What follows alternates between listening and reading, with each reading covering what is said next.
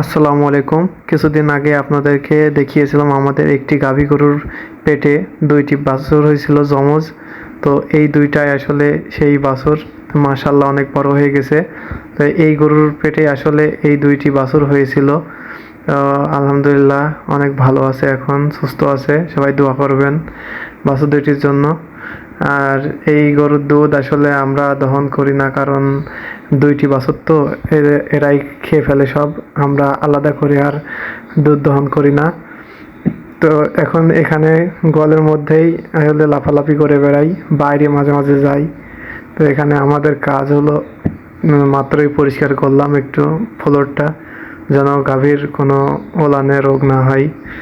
আর বাছুর ২টা এখন অনেক ঝাঁকালো হয়ে গেছে, লাফালাফি করে বেড়াই। আমরা এখন আসলে খাবার দিতে আসছিলাম, যে গরুকে দানাদার খাবার দিব এখন।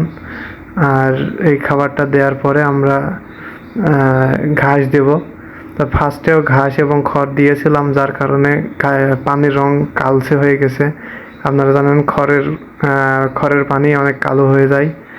তো আমরা পর্যাপ্ত পরিমাণ পানি দিয়ে দানাদার খাবারটা মিশিয়ে দেব, কারণ আমাদের ২টি বাছুর, এর কারণে আমাদের গরুর দুধ একটু বেশি লাগে।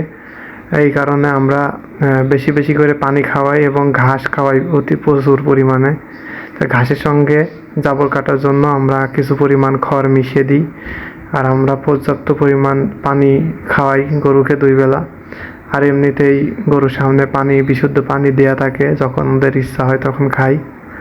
তো আলহামদুলিল্লাহ গরুগুলো ভালোই আছে এখন। সবাই দোয়া করবেন আমাদের গরুর জন্য। আর এই গরুর বাছুর ২টা এইখানে সবসময় শুধু লাফালাফি করে। এখানে একটু বালু আছে, যার ফলে এখানে ওরা অনেক মজা পায়। যেহেতু এখন বাইরে প্রচুর বৃষ্টি হচ্ছে, তাই আমরা এখানে আটকায় রাখি। এখানে জায়গা আছে, এই জায়গায় ওরা দৌড়াদৌড়ি করে বেড়ায়। আমরা একটু আগে গরুর গোবর ফেলে দিয়ে আসে আমরা ভিডিওটি করছি। খাবার দিলাম, এক সারি খাবার এক মতো শেষ করে ফেলবেও। তো আজকে